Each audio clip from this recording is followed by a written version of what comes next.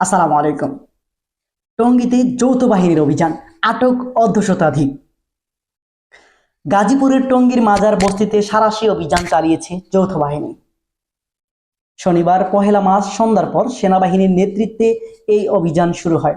অভিযানে প্রায় অর্ধশতাধিক ব্যক্তিকে আটক করা হয়েছে।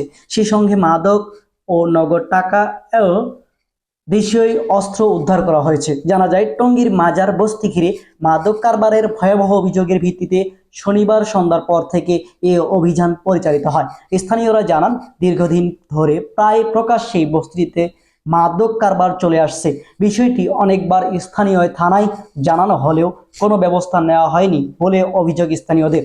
সরজমিনে টঙ্গীর মাজার বস্তি ঘুরে ছোট ছোট অসংখ্য ঘর দেখা গেছে।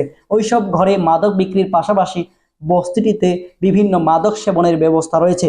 পরিবহন শ্রমিকরা এই স্পটের মূল ক্রেতা বলে জানিয়েছেন স্থানীয়রা। গাজীপুরের ম্যাজিস্ট্রেট রাহানুল ইসলাম জানান, অভিযানে সেনাবাহিনী ও পুলিশ, র্যাব সদস্যদের সঙ্গে বর্ডার গার্ড, বাংলাদেশ বিজিবি সদস্যরাও রয়েছে। মাজার বস্তির মানুষ ছিনতাই ও ডাকাতির সঙ্গে জড়িত বলেও অভিযোগ রয়েছে। ইতিমধ্যে ৬০ জনের মতো মাদক কারবারি সহ বিভিন্ন চিহ্নিত সন্ত্রাসীদের আটক করা হয়েছে। সেই সঙ্গে মাদক ও নগদ টাকা উদ্ধার করা হয়েছে। পুরো রমজান জুড়ে এমন অভিযান চলবে বলেও জানিয়েছেন তিনি। ধন্যবাদ এতক্ষণ থেকে সঙ্গে থাকার জন্য। আসসালামু আলাইকুম।